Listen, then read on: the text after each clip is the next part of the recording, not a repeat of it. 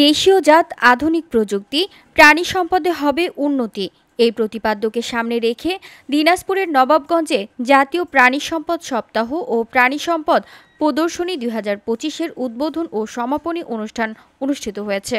প্রাণী সম্পদের উৎপাদন বৃদ্ধি ও জনসাধারণের জন্য প্রাণীজ আমিষ সরবরাহ নিশ্চিত করার লক্ষ্যে বুধবার বেলা 11:30টায় উপজেলার দাউদপুরে উপজেলা প্রাণী সম্পদ দপ্তর ও ভেটেরিনারি হাসপাতাল চত্বরে এই প্রদর্শনী অনুষ্ঠিত হয়।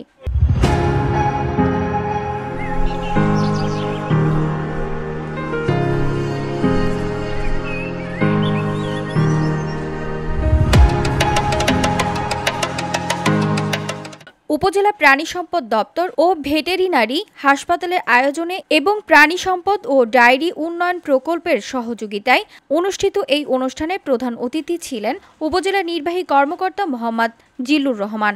উপজেলা প্রাণী সম্পদ অফিসার ডাক্তার মোহাম্মদ আসাদুজ্জামানের সভাপতিত্বে এই অনুষ্ঠানে নবাবগঞ্জ থানার officer in charge OC Abdul Matin, উপজেলা খাদ্য নিয়ন্ত্রক মোহাম্মদ মোফাক্খারুল ইসলাম ও সহকারী কর্মকর্তা ডেইরি ফার্ম মালিক, খামারিরা এ সময় উপস্থিত ছিলেন।